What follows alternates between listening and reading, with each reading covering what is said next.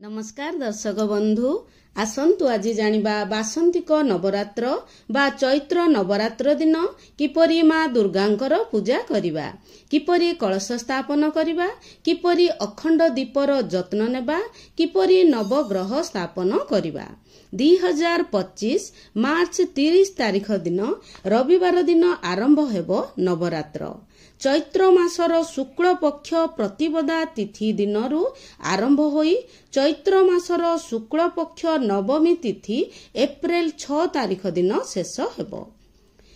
कलश स्थापना बा घट स्थापनार शुभ मुहूर्त होउची 30 तारिख सकाळ 6:30 रु 9:46 भितरे कराजिबो। कलश स्थापन सकाळे करिबा अत्यंत शुभ होइथाए। 9 दिन धरी नवरात्र पूजा करा जाए मांकर 9 स्वरूप को 9 दिन जदि आमे करूने तेबे शेष 3 दिन कले मध्य सेही 9 दिन पूजा करिवार फल मिलिथाए। महासप्तमी, महाअष्टमी, महानवमी। एप्रिल 4 तारिख महासप्तमी पड़ुअछि एवं 5 तारिख महाअष्टमी, 6 तारिख महानवमी, 7 तारिख बासंतिक दशहरा पालन करा जिवो बा व्रतर पारणा बा व्रत खोला जिवो। मांकर 9 दिन आमर धराधाम रे रही थांती, तेणु मांकर विशेष भावरे पूजा करा जाई थाए। सरल पूजा विधि करी मध्य आमे मांकर कृपा लाभ करि पारिबा। मांकर प्रति दिन एही 9 स्वरूप को एही दिन पूजा करा जाई थाए। आसंतु जानिबा किपरि आमे घट बा कलश स्थापन करिबा। प्रथमे आमे शुद्ध जागारु किंबा बेलगछ मूलरू किछि माटी नै जिबा एवं सेही माटी को भल भावरे गोड़ी बाछि दबा एवं आग दिन माटी पात्र को भल भावरे बोत्रे रखि देइथिबा एवं पंच शस्य को मध्य भल भावरे बोत्रे रखि देइथिबा। कारण एहा द्वारा शस्य जल्दी गजा होई थाए एवं प्रथमे आमे किछि माटी दबा, ता उपरे शस्य दबा, पुणी ता उपरे किछि माटी दबा एवं पुणी थरे किछि शस्य दबा एवं पानी टिके छिंची दबा। मझी जागा को खाली रखी छाड़ी दबा। मझी जागारे हमर कलश रहिबे। जदि मझी रे आमे देई दबा ताहाले जेतळे गजा उठे सेतବେଳେ आम कलशटी ढଳି जाई थाए। तेणु मझी जागाटी खाली रहिबो एवं जेतेବେଳେ हमर शस्य गजा हबो कुहा जाए मांकर कृपा होई थाए एवं हमर उन्नति होई थाए। प्रथमे आमे पूजार समस्त सामग्री को एकाठी करी रखिबा। समस्त प्रकार पुष्प एवं पत्र दुर्लभा बेलपत्र एवं सबु प्रकार फ्रूट्स रु किछि किछि एवं चंदन सिंदूर हळदी अतर घंटी क्षीर एवं मांकर कलश पाई समस्त सामग्री। प्रथमे एक कलश नडिया पौड गुआ नै जिबा, ता उपरे किछि लाल वस्त्र गुडे देई रक्षा सूत्र को भल भावरे बांधी दबा। प्रथमे पूजा रूम को सुगंधित करिबा। धूप दीप प्रज्वलन करी, दीप होउचंती हमर साखी, तेणु आमे प्रथमे दीप प्रज्वलन करिबा एवं प्रथमे कलश स्थापन जागा को गंगा जल सिंचन करी आमे अष्टदल कमल चाउल रे करिबा। अष्टदल कमल माने 8टी पाखुड़ा विशिष्ट पद्म। एही पद्म उपरे आमे कलश स्थापन करिबा। मुरुजरे मध्य करि पारिबा एवं पुष्परे मध्य धानरे मध्य आमे करि पारिबा। प्रथमे आमे कलश को सेही अष्टदल कमल उपरे रखिबा एवं प्रथमे आमे एक कलश नै जिबा। आमे पित्तळर नै पारिबा, तंबार, माटीर, पित्तळर, रूपार समस्त प्रकार धातुर आमे नै पारिबा।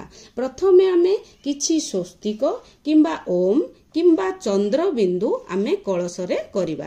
एहा होची शुभतार प्रतीक एवं कंठरे आमे रक्षा सूत्र 3 थर गुडेबा। स्वस्तिक जेतेबेले करिबा आमे क्रॉस करिबानी, बिना क्रॉस करी किछि सिंदूर रे किछि घियो लगाई आमे स्वस्तिक करिबा। स्वस्तिक होचंती स्वयं विघ्नहर्ता, विघ्न राजांकर परिवार एवं कलशर कंठरे जेमिति हेले रक्षा सूत्र बांधी दबा। यह होची कलशर वस्त्र एवं कलशरे पकेया पई समस्त सामग्री को एकाठी करी रखिबा। ଏବଂ ପ୍ରଥମେ ଆମେ କଳସ ରଖିବା ପରେ ମଝିରେ ଆମେ କଳସ ରଖିବା। କଳସରେ ଆମେ କିଛି ଗଙ୍ଗା ଜଳ ପ୍ରଥମେ ଦେବା। ଗଙ୍ଗା ଜଳ ଦେବା, ତାପରେ ଆମେ କଣ୍ଠ ପର୍ଯ୍ୟନ୍ତ ଶୁଦ୍ଧ ଜଳ ଦେବା ଏବଂ ସେଥିରେ ଆମେ ସମସ୍ତ ପ୍ରକାର ଗୁଆ, ହଳଦୀ, ସୁନା, 1 ଟଙ୍କାକିଆ କଏନ୍, କଉଡ଼ି, ହଳଦିଆ ଚାଉଳ, ଲବଙ୍ଗ, ଅଳେଇଚ, ଗୋମତୀ ଚକ୍ର, ଦୁବ, ଶ୍ରୀକର୍ପୂର, କିଛି ଅତର ବାସ୍ନା ପାଇଁ, କମଳଗଣ୍ଡା ମଞ୍ଜି ଯୋଉଟା ମା ଲକ୍ଷ୍ମୀଙ୍କର ପ୍ରିୟ ଏବଂ ସମସ୍ତ ଦ୍ରବ୍ୟ ମିଶେଇବା। ଯଦି ଆମେ ଏଇ ସବୁ କିଛି ଦଉନେ ତେବେ କେବଳ ହଳଦିଆ ଚାଉଳ, ହଳଦୀ ଏବଂ ଗୁଆ, 1 ଟଙ୍କାକିଆ କଏନ୍ ଆମେ ଦେଇପାରିବା ଏବଂ ସର୍ବଷଧି ମଧ୍ୟ ଆମେ ପକେଇ ପାରିବା। 1 ଆମ୍ବ ଡାଳ ନେଇଯିବା, ପତ୍ରରେ ଚନ୍ଦନ ସିନ୍ଦୁର ଲଗେଇଦେବା ଭଲ ଭାବରେ ଏବଂ ପତ୍ର ଉପରେ କିଛି ପୂର୍ଣ୍ଣ ପାତ୍ର ଆମେ ରଖିବା। ପୂର୍ଣ୍ଣ ପାତ୍ରରେ କିଛି ହଳଦିଆ ଚାଉଳ ରଖିବା, ତା ଉପରେ ପଇଡ଼କୁ ରଖିବା। 9 ଦିନ ଧରି କଳସକୁ ହଲା ହୁଏନି, ତେଣୁ ଭଲ ଭାବରେ କଳସ ସ୍ଥାପନ କରାଯାଇଥାଏ। ପ୍ରଥମ ଦିନ ଖାସ୍ ହୋଇଥାଏ କାରଣ ଏହି ଦିନ କଳସ ସ୍ଥାପନ କରାଯାଇଥାଏ ଏବଂ ପ୍ରଥମେ ଆମେ ପ୍ରାର୍ଥନା କରିବା, ହେ କଳସ ଦେବତା, ଆପଣଙ୍କୁ ମୁଁ ଆବାହନ କରୁଛି, ମୋ କଳସରେ ଆବାହନ ବିରାଜମାନ ହୁଅନ୍ତୁ, ପୂଜା ପାଆନ୍ତୁ। ଏହିଭଳି ଆବାହନ କରିବା ଏବଂ ଗଙ୍ଗା ଜଳ, ଶୁଦ୍ଧ ଜଳ, ପଞ୍ଚାମୃତରେ ସ୍ନାନ କରାଇଦେବା, ଚନ୍ଦନ ସିନ୍ଦୁର ଅକ୍ଷତ ଅର୍ପଣ କରିବା ଏବଂ କିଛି ପୁଷ୍ପ ଅର୍ପଣ କରିବା ଏବଂ କଳସ ଦେବତାଏ ନମଃ ପଞ୍ଚ ଦେବତାଙ୍କୁ ଆମେ ଆବାହନ କରିବା। ଗଣେ ନାରାୟଣେ ରୁଦ୍ରେ ଅମ୍ବିକେ ପଞ୍ଚ ଦେବତାଏ ନମଃ। ଆମେ ବରୁଣ ଦେବତାଙ୍କୁ ମଧ୍ୟ ଆମେ ଆବାହନ କରିବା। ଓಂ ବଂ ବରୁଣ ଦେବତାଏ ନମଃ ଏବଂ କଳସରେ ବେଲପତ୍ର, ଦୁବ, ସବୁ ପ୍ରକାର ପୁଷ୍ପ ଆମେ ଅର୍ପଣ କରିପାରିବା। ପ୍ରଭୁ ଆସନ୍ତୁ, ମୋ କଳସରେ ମୁଁ ଆବାହନ କରୁଛି, ଆପଣ ସ୍ଥାପିତ ହୁଅନ୍ତୁ, ସ୍ଥାନ ଗ୍ରହଣ କରନ୍ତୁ ଏବଂ ପୂଜା ପାଆନ୍ତୁ। ଏହିଭଳି ଆମେ କଳସଙ୍କୁ ଚନ୍ଦନ ସିନ୍ଦୁର ଅକ୍ଷତ ଏବଂ ପଇତା ଯେମିତି ହେଲେ ଅର୍ପଣ କରିବା। କୁଶ ଜଳରେ ସ୍ଥିର କରିବା, ଘଟ ସ୍ତଂ ସ୍ଥିର ଭବ କହିବା ଏବଂ ପାଦ ଧୋଇଦେବା। 5 ଥର ଜଳ ଦେବା ଏବଂ ପୁଷ୍ପ ଦେଇ ପ୍ରଭୁଙ୍କୁ ପାଦ ଧୋଇଦେବା। ପ୍ରଭୁ ଆସନ୍ତୁ, ମୋ କଳସରେ ଆବାହନ ହୁଅନ୍ତୁ ଏବଂ ପୂଜା ପାଆନ୍ତୁ। ମୁଁ ଏବଂ ପାଦ୍ୟମ୍ ସମର୍ପ୍ୟାମି ଏବଂ ପାଦ ପୁଷ୍ପ ଜଳ ଦେଇ ଧୋଇଦେବା। ତାପରେ ଧୂପ ଦୀପ ଅର୍ପଣ କରିବା, ଅତର ମଧ୍ୟ ଅର୍ପଣ କରିବା। ଓಂ କଳସ ଦେବତାଏ ନମଃ ପଞ୍ଚ ଦେବତାଏ ଧୂପଂ ଦୀପଂ ସମର୍ପ୍ୟାମି। 1 ପିଢ଼ା ନେଇଯିବା, ପିଢ଼ା ଉପରେ ଲାଲ ବସ୍ତ୍ର କିମ୍ବା ହଳଦିଆ ବସ୍ତ୍ର ଆମେ ବିଛେଇ ଦେବା ଏବଂ ତା ଉପରେ କିଛି ଗଙ୍ଗା ଜଳ ସିଞ୍ଚନ କରିଦେବା। ଆମେ ପ୍ରଥମେ ଅଖଣ୍ଡ ଜ୍ୟୋତି ପ୍ରଜ୍ୱଳନ କରିବା। ଅଖଣ୍ଡ ଦୀପ ଆମର ସକାଳୁ ସନ୍ଧ୍ୟା ଯାଏ ପ୍ରଜ୍ୱଳନ କଲେ ମଧ୍ୟ ହେବ କିମ୍ବା ପୁରା 9 ଦିନ ପର୍ଯ୍ୟନ୍ତ ଆମେ ପ୍ରଜ୍ୱଳନ କଲେ ମଧ୍ୟ ହେବ କିମ୍ବା ଯଦି ଆମେ ଏତିକି ବି କରିପାରୁନେ ତାହେଲେ ପ୍ରତିଦିନ ପ୍ରଜ୍ୱଳନ କରିବା ଏବଂ ଅଖଣ୍ଡ ଦୀପକୁ ସବୁବେଳେ କର୍ପୂରରେ 1 ଚାମଚ ସାହାଯ୍ୟରେ ପ୍ରଜ୍ୱଳନ କରାଯାଇଥାଏ। ଡାଇରେକ୍ଟ ମାଚିସ୍ ମରାଯାଏ ନାହିଁ। ପ୍ରଥମେ ଆମେ ଦୀପ ଦେବାଏ ନମଃ ଦୀପଂ ଜ୍ୟୋତିଏ ନମଃ ଏହିଭଳି କହି 3 ଥର ପାଣି ପୁଷ୍ପରେ ବୁଲେଇ ଆମେ ପୁଷ୍ପ ଅର୍ପଣ କରିବା ଏବଂ ଚନ୍ଦନ, ହଳଦୀ, ସିନ୍ଦୁର, ଅକ୍ଷତ ଅର୍ପଣ କରି ଦୀପ ଦେବାଏ ସମର୍ପ୍ୟାମି ଅଗ୍ନି ଦେବାଏ ସମର୍ପ୍ୟାମି ଏହିଭଳି କହି ଆମେ ଦୀପ ଦେବତାଙ୍କୁ ପୂଜା କରିବା। ଦୀପ ହେଉଛନ୍ତି ଆମର ସାକ୍ଷୀ, ତେଣୁ ଯେମିତି ହେଲେ ଆମେ ଦୀପ ପ୍ରଜ୍ୱଳନ କରିବା। ପୂଜା କରିବା ସମୟରେ ପ୍ରତିଦିନ ଆମେ ଯେତେ ସମୟ ପୂଜା କରିବା ସେତିକି ସମୟ ପର୍ଯ୍ୟନ୍ତ ମଧ୍ୟ ଆମେ ଦୀପ ସକାଳେ ସନ୍ଧ୍ୟାରେ ଲଗେଇ ପାରିବା। ଯଦି 9 ଦିନ ଆମେ ଲଗେଇ ପାରୁନେ, ତାପରେ ଆମେ ସଂକଳ୍ପ କରିବା, ନିଜର ନାଁ ଗୋତ୍ର ନାମ କହିବା। ମା, ମୁଁ ଆପଣଙ୍କର ପୂଜା କରିବା ପାଇଁ ଯାଉଛି, ମୋ ପୂଜାକୁ ସ୍ୱୀକାର କରନ୍ତୁ। ପୂଜାରେ ଯଦି କୌଣସି ଭୁଲ ଥାଏ ତାହେଲେ ମୋତେ କ୍ଷମା କରନ୍ତୁ, ମୋ ପରିବାରର ମଙ୍ଗଳ କରନ୍ତୁ ଏବଂ ସଂକଳ୍ପ ପାତ୍ରରେ କିଛି ଗୁଆ, ଅକ୍ଷତ, ଦୁବ, କୁଶ, ପୁଷ୍ପ ଏଇଭଳି ଧରି ଆମେ ସଂକଳ୍ପ କରିବା। ସଂକଳ୍ପ କରିବା ଦ୍ୱାରା ଆମ ବ୍ରତ ପୂର୍ଣ୍ଣ ହୋଇଥାଏ ଏବଂ ଷ୍ଟ୍ରଙ୍ଗ ହୋଇଥାଏ। ଆମେ ପ୍ରଥମେ ନବଗ୍ରହଙ୍କୁ ସ୍ଥାପନ କରିବା। प्रथमे नवग्रह को स्थापन करने पूर्वर प्रथमे आमे पंचामृत रे स्नान करेदबा। पंचामृत क्षीर हलदी जल कुश जल ओम नवग्रहाय स्नानम समर्पयामि। प्रथमे नवग्रह को पूजा करा जाए। नवग्रह शांत हेले सबु देवादेवींकर कृपा होइथाए। तेणु प्रथमे नवग्रह को मां को निमंते मध्य किछि अखंडित अक्षत बिछेदबा मां को स्थापन निमंते। तापरे आमे नवग्रहंक पई 9टी चाउल रे किंबा फूल रे किंबा पान पत्र रे मध्य आमे नवग्रह स्थापन करि परिबा। एवं जदि आमे नवग्रह स्थापन करि पारुने तेबे केवल मनरे मध्य ओम स्मरण करी ओम नवग्रहाय नमः। प्रथमे सूर्यदेव को मझिरे रखिबा।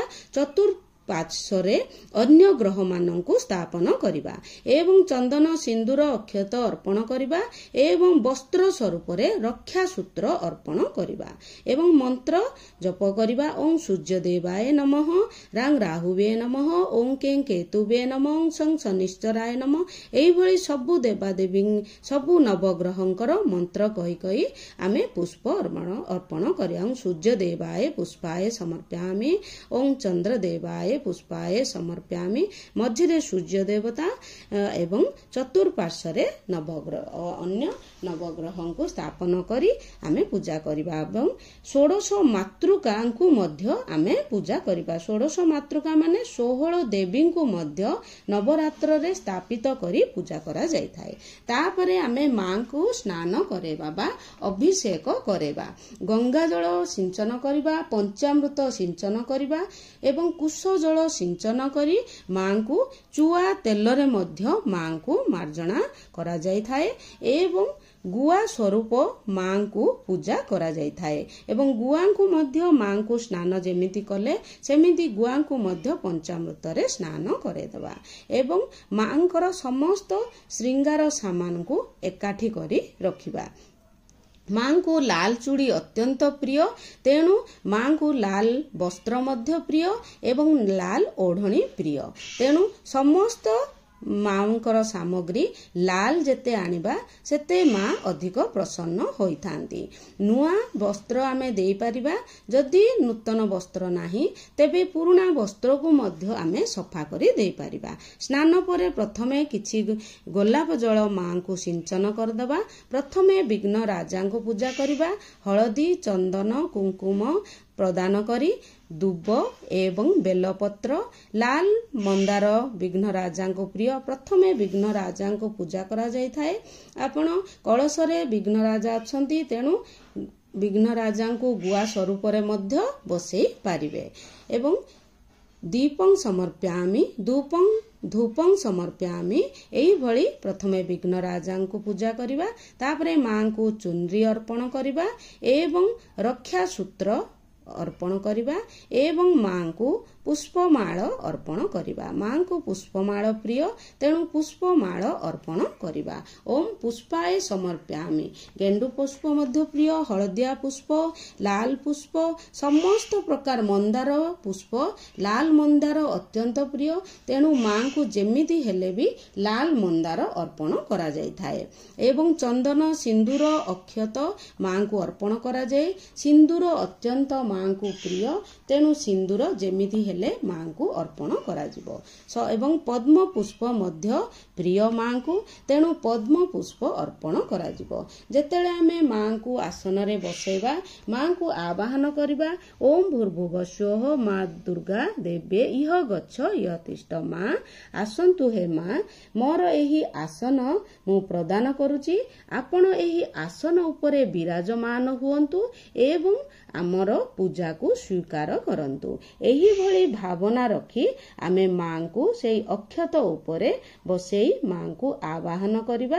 एवं मंत्र गाई गाई आमे मां को समस्त प्रकार पुष्प बेलपत्र मां को अत्यंत प्रिय। ओम बेलपत्राय समर्पयामि एवं जेते प्रकार आमर पुष्प अपराजिता पुष्प, धड़ा मंदार एवं ଆମର ସମସ୍ତ ପୁଷ୍ପକୁ ଅର୍ପଣ କରି ସମର୍ପ୍ୟାମି ମାଙ୍କୁ ଲାଲ ବସ୍ତ୍ର, ଲାଲ ଚୁନରି, ଲାଲ ଚୁଡ଼ି, ଏହିପରି ମାଙ୍କୁ ଚନ୍ଦନ, ହଳଦୀ, ସିନ୍ଦୁର, ଅକ୍ଷତ, ମାଙ୍କର ପ୍ରିୟ ପୁଷ୍ପ ମନ୍ଦାର ପୁଷ୍ପ, ପଦ୍ମ ପୁଷ୍ପ, ଗୋଲାପ ପୁଷ୍ପ, ବେଲପତ୍ର ଅର୍ପଣ କରିବା, ଅତର ଅର୍ପଣ କରିବା ଏବଂ ସୁଗନ୍ଧ ପ୍ରିୟ ହେଉଛନ୍ତି ମା। ଯାହା ଯାହା ଆମେ ମାଙ୍କୁ ଚଢ଼େଇବା ଓಂ ପୁଷ୍ପାଏ ସମର୍ପ୍ୟାମି ମାନେ ସମର୍ପଣ କରୁଛି ମା, ଏହିଭଳି ଆମେ କହିବା। ଏବଂ ସହଜ ମନ୍ତ୍ର ହେଉଛି ଓಂ ଦୁଂ ଦୁର୍ଗାଏ ନମଃ, ଓಂ ଦୁଂ ଦୁର୍ଗାଏ ନମଃ।